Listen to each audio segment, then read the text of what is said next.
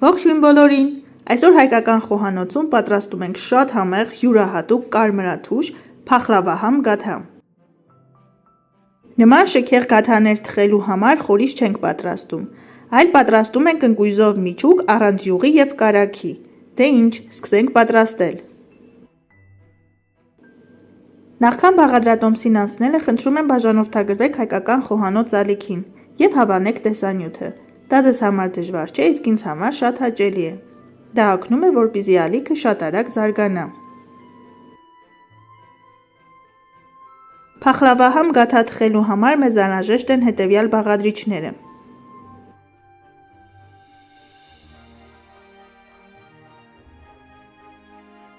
Տարայի մեջ լցնում ենք 2 ձու և ավելացնում ենք 250 գրամ հալեցրած մարգարին կամ կարագ։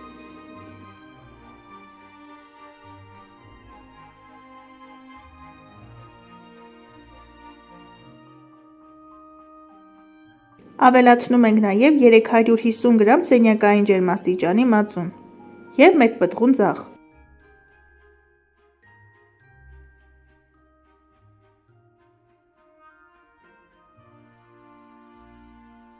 Բոլոր բաղադրիչները մի լավ խառնում ենք և ավելացնում ենք ալյուրը։ Ալյուրը անպայման մաղում ենք, որպեսզի ալյուրը հագեցնենք թթվածնով։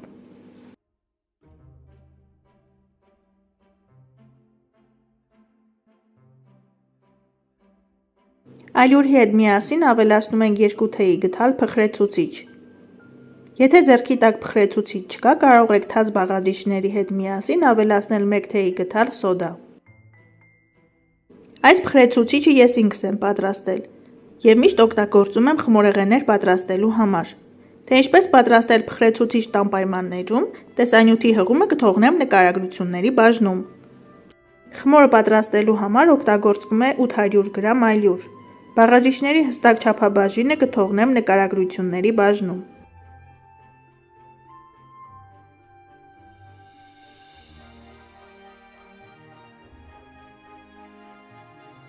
Երբ գդալի օգնությամբ խմորը արդեն խառնելը դժվարանում է, աշխատանքային սեղանի վրա մի փոքր ալյուր ենք ցանում և սկսում ենք հունցել խմորը։ Պետք է ստանանք ձեռքերին չկպչող փափուկ խմոր։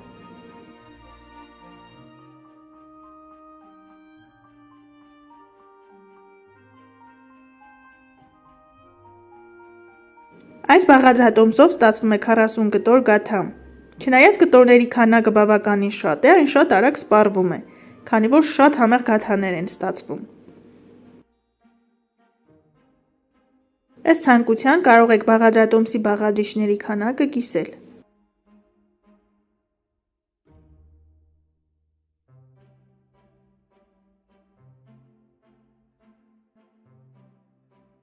Խմորը բաժանում ենք 3 հավասար մասերի և գնդում ենք։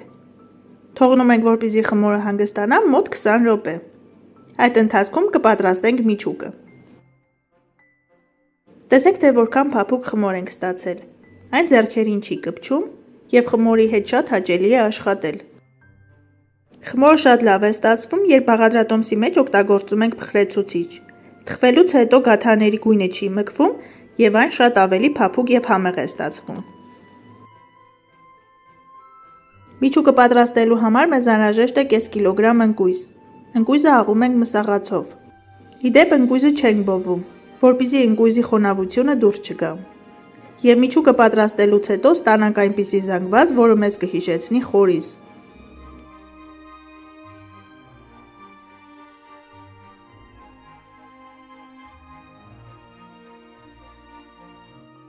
Ընկույզի վրա ավելացնում ենք 300 գրամ շաքարի փոշի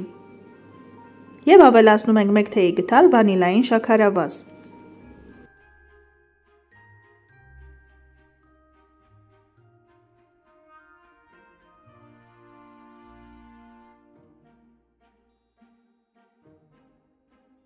Միջուկի բաղադրիչները մի լավ խառնում ենք։ Միջուկը ձեռքում հավաքելուց հետո այն պետք է պահպանի իր ձևը, ինչպես խորիզը։ Ահա այսպես, և ձեռքի մեկ հպումից այն հեշտությամբ պետք է փշրվի։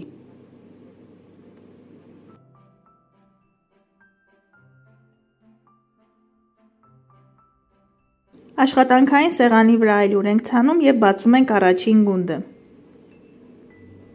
Գնդի վրա լցնում ենք մեր միջուկի 1/3 մասը։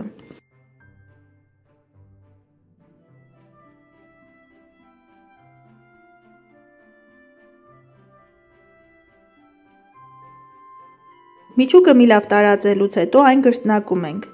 որպեսզի խմորը փաթաթելուց և կտրելուց հետո այն շերտերի արանքից դուրս չգա։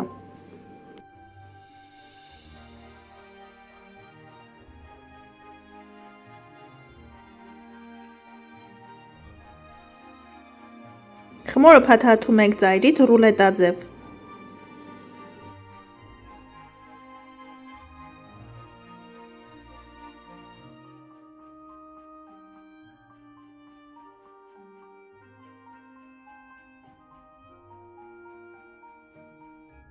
Խմորը փաթաթելուց հետո մի փոքր կրկնակում ենք և վրան քսում ենք ձու։ Կտրում ենք զիգզագաձև դանակով, որը նախատեսված է գաթաներ կտրելու համար։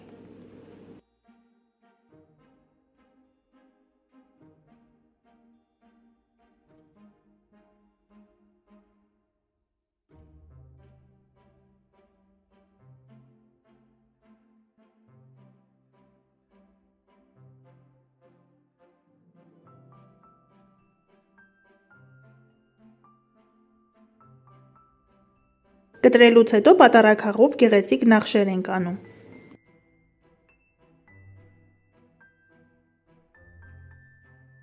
Կա հայկական գաթայից ավելի համեղ խմորեղեն։ Դե իհարկե չկա։ Գաթաները թխում ենք նախապես տաքացված ջեռոցում 200 աշճան ցելսիուս ջերմաստիճանում, մինչև գեղեցիկ կարմրեն։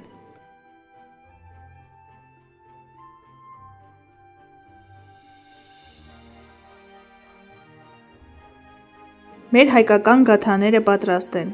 Տեսեք, թե որքան կարմրաթուշ են։ Խոստովանեք, որ տեսքը իդեալական է։